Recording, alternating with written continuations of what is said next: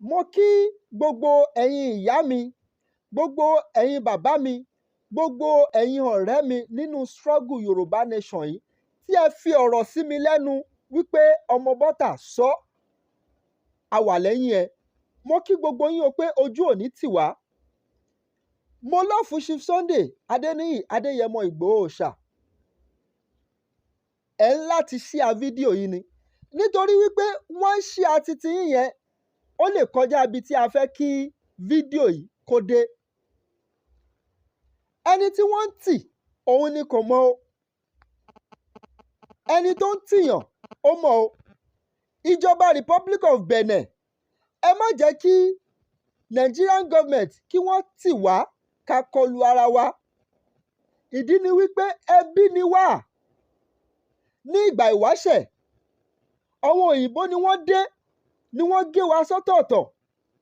Kí wá ló dé tí ọmọ ìyá ọmọ bàbá tí wọ́n wá ń gbọ́rọ̀ sí màálù ẹranko tí òyìnbó dè wá papọ̀ mọ́ lẹ́nu?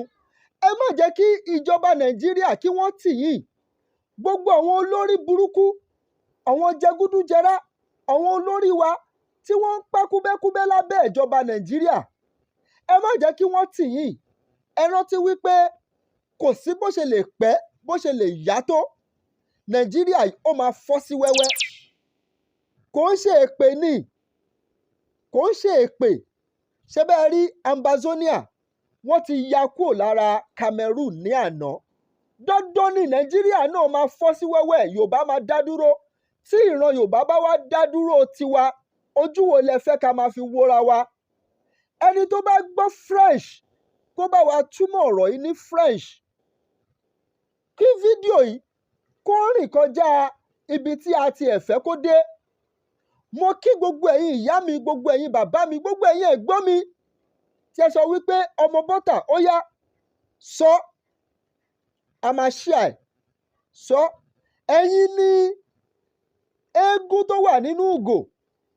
Ọmọ bọ́tà àwọn èèyàn kan ń rí lásán ni. Mo kí yín, mo lù yín lọ́gọ ẹnu. Ẹ ṣé gan. Èèyàn mélòó mo fẹ́ dárúkọ? Ẹ ṣé gan.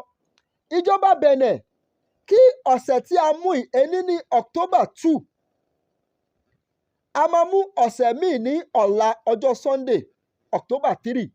Kí ọ̀sẹ̀ yẹn kó tó délẹ̀, a fẹ́ kẹ́ bá wa ṣe àtúnṣe tó máa mú ìrẹ́pọ̀ tó wà láàrin wa tó máa fi di ọjọ́ alẹ́. Alálẹ̀ á gbè wá. Àṣẹ.